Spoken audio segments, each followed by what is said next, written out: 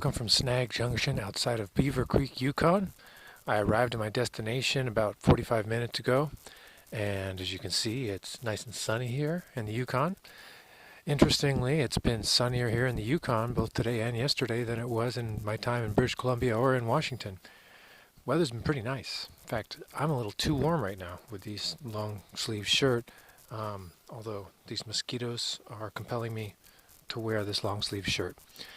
So anyway, it was a long day of riding, but I made it here. I'm about 60 mile, no, not 60, about 120 miles ahead of my schedule. So things are going well. I'm about 20 miles outside of the border, maybe 30 miles of the border with Alaska. So tomorrow morning I'll be crossing into Alaska. I have to get out my passport and go through that ordeal. But I'll be in Fairbanks tomorrow afternoon. And I made it camping every single day. I'm surprised. I was ready to stay in motels at least a couple of nights during this time and camp most of the other nights. But I made do camping, and it's been all right. I took a little bath yesterday in the campsite. I heated up some water and just washed myself right there in the campsite. And so I feel like I'm doing okay. I'm not completely filthy. I actually got a shave in yesterday, so I'm not doing so bad. But what is going to compel me to get a place is that my clothes are now almost completely filthy. I'm wearing my last remaining set of clothing. This is it. I have nothing else but dirty clothes left to put back on. So that's going to get me into the University of Fairbanks dormitories, where I'll be able to stay the night and enjoy reading a book as my clothes are being washed in a washing machine somewhere. So let me show you what I got going for dinner here.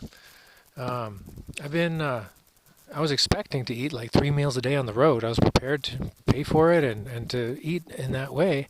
But I've been eating only 1 or 2 times in a restaurant and eating other things along the way. So I brought some dehydrated dinner as an oatmeal to begin with, but I ran out of that. So here I have some gourmet Silverado beef chili that I'm going to eat for dinner tonight. And as you can see, it's got one of these pull tops. I kind of need that because I didn't bring a can opener. And accompanying this is going to be some also gourmet sweetened applesauce, Canadian no-name generic brand, or as they say in French, purée de pommes sucrées. All the labels here are in French as well. And wildlife report. So 2 major sightings today. The first one, I thought it was another one of those red coyotes from a distance, but then as I got closer, it looked a little too big.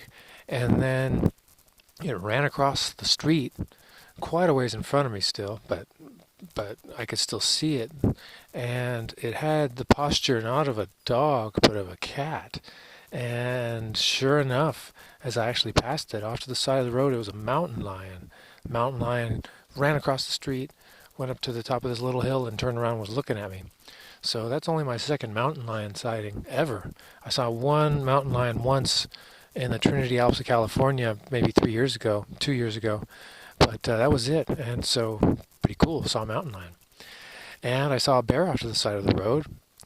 But this wasn't your ordinary black bear. This was an actual grizzly. Yes, indeed, a grizzly. The thing was practically as big as a cow.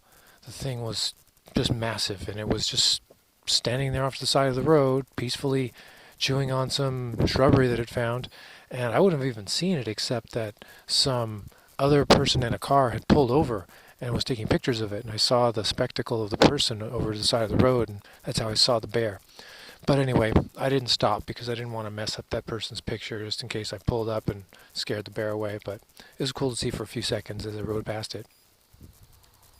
One other thing I wanted to point out that's interesting about this place is that the ground is sort of spongy wet, kind of like what I have heard permafrost described as, the top of it. It's kind of mushy, kind of always wet, kind of like a sponge.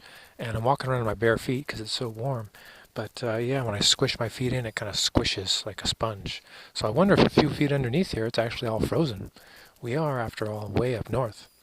And yeah, the time is about 6 o'clock now, but I still expect another 7, 8 hours of sun the way things have been going. Tomorrow I'm going to have to change back to Alaska time, which is going to be an hour even earlier than Pacific time.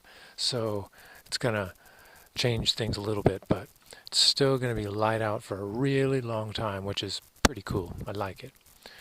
Anyway, that's it for tonight. I will be heading into Fairbanks tomorrow and checking in from the University of Fairbanks dorm rooms. See you then.